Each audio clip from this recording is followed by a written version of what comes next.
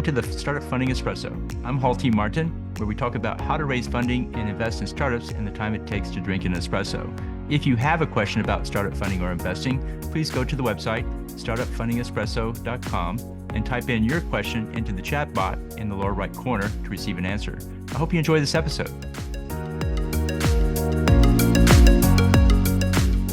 Hello, this is Hall T. Martin with the Startup Funding Espresso, your daily shot at startup funding and investing. There are many terms in a startup fundraise term sheet. Valuation is the primary factor impacting investor returns. Here's an example showing the impact of valuation on those returns. The pre-money valuation plus the investment yields the post-money valuation. The investor's ownership is the investment divided by the post-money valuation. For example, if a startup is raising $1 million with a $4 million pre-money valuation, that yields a $5 million post-money. This gives the investor a 20% ownership stake as the post-valuation is $1 million divided by $5 million. In another example, a startup is raising $1 million with a $19 million pre-money valuation that yields a $20 million post-money. This gives the investor a 5% ownership stake as the post-valuation is $1 million divided by 20.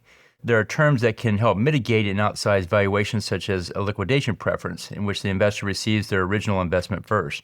Of all the terms in the deal, the valuation is the primary factor to consider. Thank you for joining us for the Startup Funding Espresso, where we help startups and investors connect for funding.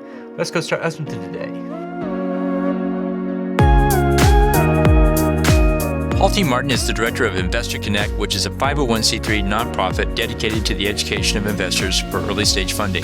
All opinions expressed by Hall and podcast guests are solely their own opinions and do not reflect the opinion of Investor Connect. This podcast is for informational purposes only and should not be relied upon as a basis for investment decisions.